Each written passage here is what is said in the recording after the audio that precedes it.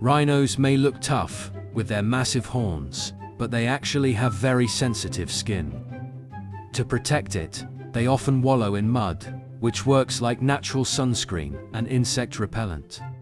Another rare fact is that a rhino's horn isn't bone, it's made of keratin, the same material as human hair and nails. Despite their size and strength, rhinos have poor eyesight, but they make up for it with an excellent sense of smell and hearing.